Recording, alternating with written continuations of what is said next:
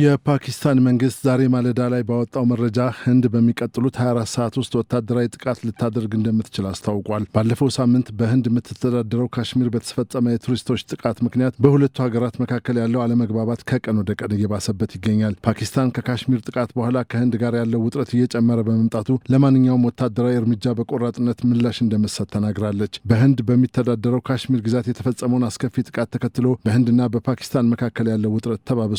የፓኪስታን ማስታወቂያና ብሮድካስቲንግ ሚኒስትር ህንድ በሚቀጥሉት 24 ሰዓት ውስጥ ወታደራዊ ጥቃት ለመሰንዘር እንዳሰበች ታማኝ መረጃ እንዳለው ገልጿል። የውጭ ጉዳይ ሚኒስትሩ አታላ ተራር በማህበራዊ ሚዲያ ገጻቸው ባወጡት ጽሑፍ ላይ ህንድ ባለፈው ሳምንት በፓህልጋም የተፈጸመውን ጥቃት 26 ቱሪስቶችን ለሞት የዳረገውን አጋጣሚ ፓኪስታንን ለመምታት ሰበብ እያደረገች ነው ሲሉ ከሰዋል። ሚኒስትሩ ያነሱትን ስጋት የሚያረጋግጥ ምንም አይነት ተጨባጭ መረጃ ያላስቀመጡ ሲሆን የህንድ መንግስትን በቀረበበት ክስ ላይ ወዲያውኑ በይፋ አስተያየት አልሰጠም። ማንኛውም የጥቃት ድርጊት ወሳኝ ምላሽ ያገኛል። ህንድ በክልል ውስጥ ለሚከሰቱ ማንኛውም ከባድ መዘዞች ሙሉ በሙሉ ተጠያቂ ትሆናለች ሲሉ ተራር በኤክስ ገጻቸው ላይ በለጠፉት ጽሑፍ ተናግረዋል። የፓኪስታን መከላከያ ሚኒስትር ካዋጃ መሐመድ አሲፍ ሰኞ ዕለት ለሮይተርስ የዜና ወኪል እንደተናገሩት የህንድ ወታደራዊ ወረራ እየተቃረበ ይመስላል ብለው ነበር። ኢስላማባድ በተጠንቀቅ ላይ ነች፣ ነገር ግን የኒውክሌር የጦር መሳሪያ የምትጠቀመው በህልውናችን ላይ ቀጥተኛ ስጋት ካለ ብቻ ነው ሲሉ አሲፍ ተናግረዋል። የህንድ የውጭ ጉዳይ ሚኒስትር ከሮይተርስ የዜና ወኪል ሚኒስትሩ ላቀረቡት ስጋት መነሻ በማድረግ ለቀረበላቸው ጥያቄ ወዲያውኑ ምላሽ ከመስጠት ተቆጥበዋል። ህንድ በሚያዝያ 2 በፓህልጋም ተራራ ሪዞርት ላይ ከደረሰው ጥቃት ጋር የተገናኙ የፓኪስታን አካላት እንዳሉ ከተናገረች በኋላ በሁለቱ ሀገራት መካከል ውጥረት ነግሷል። በህንድ በሚተዳደረው ካሽሚር ውስጥ በቱሪስቶች ላይ የደረሰው ጥቃት ከ20 ዓመታት በላይ በቱሪስቶች ላይ ከደረሰው እጅግ አስከፊው ጥቃት ሲሆን የህንድ ጠቅላይ ሚኒስትር ናሬንድራ ሞዲ አጥቂዎቹ የገቡበት ገብተው ለፍርድ ለማቅረብ ቃል ገብተዋል። ጥቃቱ በተፈጸመ ማግስት በፓኪስታን የሚገኘው የላሽካር ኢታይባ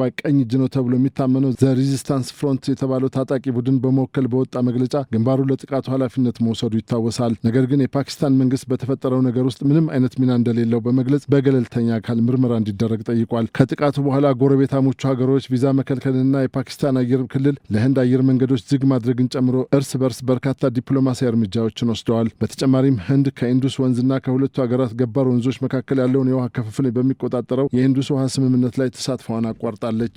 እርምጃው በፓኪስታን ተቃውሞን የቀሰቀሰ ሲሆን የፓኪስታን መንግስት በህንድ ውሳኔ ላይ ህጋዊ እርምጃ ለመውሰድ እየተዘጋጀው ነው ብሏል። በህንድና በፓኪስታን ቁጥጥር ስር የሚገኙት የካሽሚር አካባቢዎችን የሚለየው 740 ኪሎ ሜትር የሆነው የራስ ገዝ አካባቢ መጠነኛ የተኩስ ልውውጥ መደረጉ ለዓለም አቀፉ ማህበረሰብ ውጥረቱን ለማርገብ መነቃቃትን ፈጥሯል። ዩናይትድ ስቴትስ ሁለቱ ሀገራት በኃላፊነት ስሜት መፍትሄ ለማምጣት እንዲሰሩ አሳስባለች። የውጭ ጉዳይ ሚኒስትሩ ማርኮ ሩቢዮ የሰጡትን መግለጫ ጠቅሰው ሁለቱ ወገኖች ሁኔታው እንዳያባብሱ እየነገርናቸው ነው ሲሉ የውጭ ጉዳይ ሚኒስትር ቃል አቀባይ ለጋዜጠኞች ተናግረዋል። ቃል አቀባዩ አክለውም ሩቢዮ በቅርብ ቀናት ውስጥ የህንድና የፓኪስታን የውጭ ጉዳይ ሚኒስትሮችን ለማነጋገር አቅደዋል። የተባበሩት መንግስታት ድርጅት ዋና ጸሐፊ አንቶኒዮ ጉተሬዝ ከፓኪስታኑ ጠቅላይ ሚኒስትር ሼባክ ሻሪፍና የህንድ የውጭ ጉዳይ ሚኒስትር ሱብራማንያም ጃሻንካር ጋር ተነጋግረው አሳዛኝ መዘዝ ሊያስከትል የሚችል ግጭትን ማስወገድ አስፈላጊ መሆኑን አስምረውበታል ተብሏል። ፓኪስታንና ህንድ የኒውክሌር የጦር መሳሪያ ከታጠቁ 9 የዓለማችን ሀገራት መካከል መሆናቸው ይታወቃል።